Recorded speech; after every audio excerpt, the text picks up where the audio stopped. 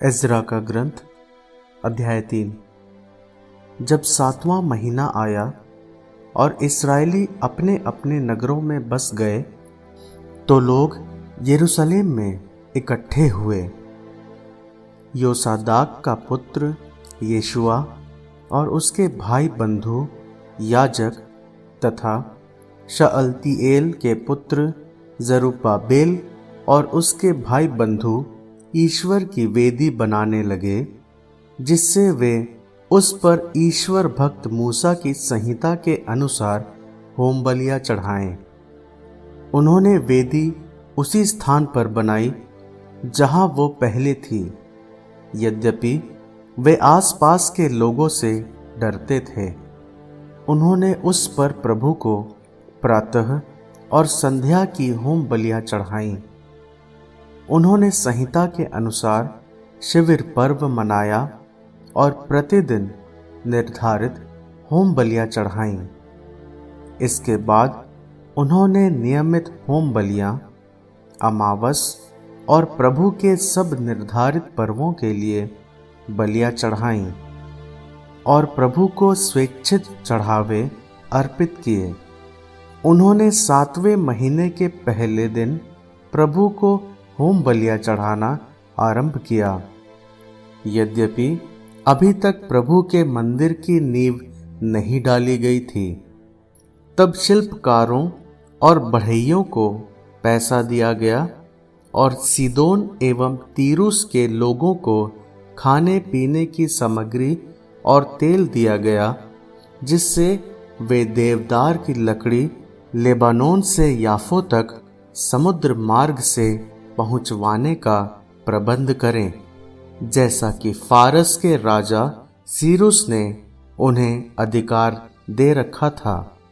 यरूशलेम में ईश्वर के मंदिर के पास पहुंचने के दूसरे वर्ष के दूसरे महीने में शअल्तीएल के पुत्र जरुब्बाबेल और योसादाक के पुत्र यीशुआ और उसके अन्य भाई बंधु लेवियों और याजकों तथा उन सभी ने जो निर्वासन से यरूशलेम लौट आए थे, मंदिर का पुनर्निर्माण करना प्रारंभ किया। उन्होंने उन लेवियों को जो 20 वर्ष और इससे ऊपर के थे, प्रभु के मंदिर के कार्यों की देखरेख के लिए नियुक्त किया। यीशुआ, उसके पुत्र और भाई बंधु तथा कदमीएल और उसके पुत्र जो यूदा वंशी थे, मिलकर ईश्वर के मंदिर के कारीगरों के कार्यों की देखरेख करते थे। हेनादाद के वंशज और उनके लेवी वंशी भाई बंधु भी उनके साथ थे।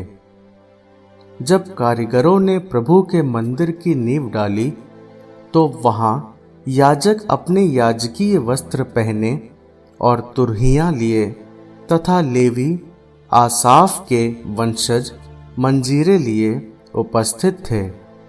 उन्होंने इस्राएल के राजा दाऊद के आदेश के अनुसार प्रभु का स्तुतिगान किया।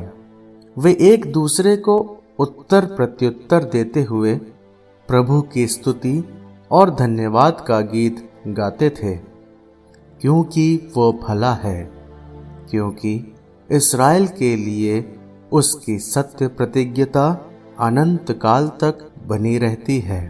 जनता ऊंचे स्वर में प्रभु का जयकार करती थी, क्योंकि प्रभु के मंदिर के नींव डाली जा रही थी। परंतु याजकों, लेवियों और घरानों के मुखियाओं में से बहुत से लोग जो बूढ़े हो चले थे और पुराना मंदिर देख चुके थे, जब उनकी आंखों के सामने इस मंदिर की नींव डाली गई तो फूट फूट कर रोने लगे। पर उनमें बहुत से ऐसे भी थे जो आनंदित होकर जयकार करते थे। इस प्रकार जयकार और रोने की आवाज में किसी को भेद नहीं जान पड़ सकता था, क्योंकि जनता ऊंचे स्वर में जयकार करती थी और उसकी ध्वनि दूर तक फैलती थी।